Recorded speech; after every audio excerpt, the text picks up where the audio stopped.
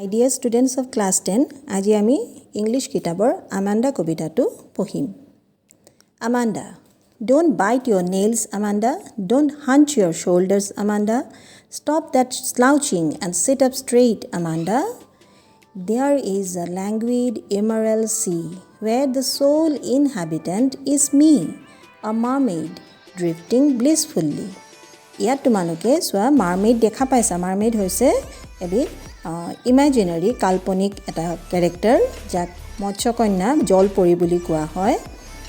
প্ৰথম ষ্টেঞ্জাত মাকে আমান্দাক খং কৰিছে, কৈ আছে তুমি নখ নাকামুৰিবা আমান্দা, তুমি পিঠি কুজা হৈ নবহিবা, তুমি পিঠি চিধাকৈ বহা আৰু সেই এলেহুৱা ভাৱবোৰ এৰা আমান্দা।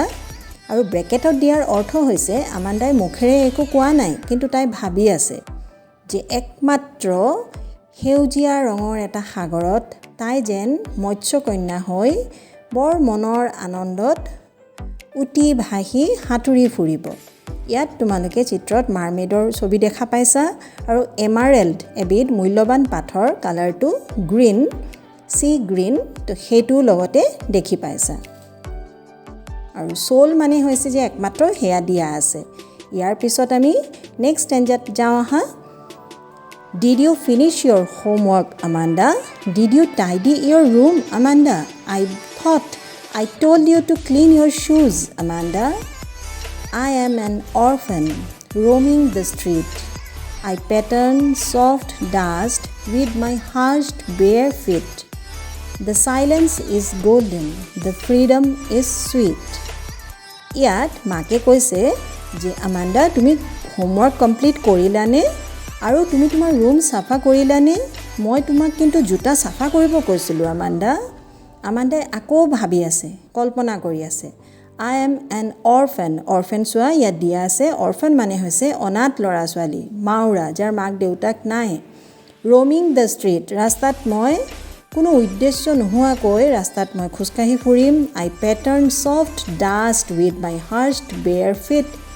hushed bare feet, hushed মানে দিয়া আছে ইয়াত quiet and still place, নিৰ্জন নিজান জেগা এটা। আৰু bare feetৰ মিনিং তোমালোকে দেখা পাইছা ইয়াত খুদা ভৰি, জোতা নিপিন্ধাকৈ থকা ভৰি। The silence is golden, the freedom is sweet. তেনেকুৱা যে নিজান অৱস্থাটো তাইৰ কাৰণে গোল্ডেন যেন লাগিব, তেনে কোনো ক'বলৈ নাই, কোনো তাক গালি পাৰিবলৈ নাই। আৰু তেনেকুৱা স্বাধীনতাটো তাইৰ কাৰণে বিৰাট মিঠা মধুৰ স্বাধীনতা। নেক্সট পেৰাগ্ৰাফলৈ যাওঁ আমি। Don't eat that chocolate, Amanda. Remember your acne, Amanda. Will you please look at me when I am speaking to you, Amanda? I am Rapunzel. I have not a care. Life in a tower is tranquil and rare.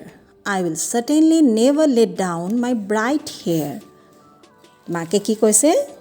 আমান্দা chocolate নাখাবা, তোমাৰ মুখৰ পিম্পলকেইটা তোমাৰ মনত আছেনে? Will you please look at me, মোৰ ফালে চাবানে? কথা পাতোতে তুমি মোৰ ফালে কিয় নুচোৱা? মাকে খং কৰিছে তাইক। আৰু তাই কি ভাবি আছে? I am Rapunzel. Life in a tower. Rapunzel মানে এটা পৰীৰ গল্পৰ এটা চৰিত্ৰ, যাক ডাইনী এজনীয়ে লৈ ওখ টাৱাৰত লুকুৱাই থৈছিল। তোমালোকে পিকচাৰত দেখা পাবা। ৰেপাঞ্জেলৰ দীঘল গল্ডেন কালাৰ চুলি আছিলে আৰু তাই সেই চুলি কোচা বেনি গুঠি টাৱাৰেদি তললৈ পেলাই দিছিলে। সেই চুলি কোচা বগাই ৰাজকুমাৰ এজনে ওপৰলৈ আহি পাছত তাইক তাৰ পৰা উদ্ধাৰ কৰি লৈ যায়। তাই কল্পনা কৰিছে তাই যেন ৰেপাঞ্জেল, সেই টাৱাৰত অকলশৰীয়া এজনী ছোৱালী, কিন্তু ৰেপাঞ্জেল হ'লেও তাই চুলিখিনি কিন্তু তলত মেলি নিদিব। লাষ্ট ষ্টেঞ্জাটো চাওঁ আহা। Stop that sulking at once, Amanda. You were always so moody, Amanda. Anyone would think that I nagged at you, Amanda. তো কৈছে তুমি তেনেকৈ মন মাৰি বহি নাথাকিবা আমান্দা। তুমি ইমান মুডি কিয়? সদায় কিয় তুমি এনেকৈ এবাৰ ভাল মুড, এবাৰ বেয়া মুড? মুডটো তোমাৰ কিয় ইমান পটককৈ বেয়া হৈ যায়? যিকোনো মানুহে দেখিলে ভাবিব মই তোমাক বৰ বিৰক্ত কৰোঁ, মই তোমাক আমনি কৰোঁ। তেনেকৈ নাথাকিবা আমান্দা।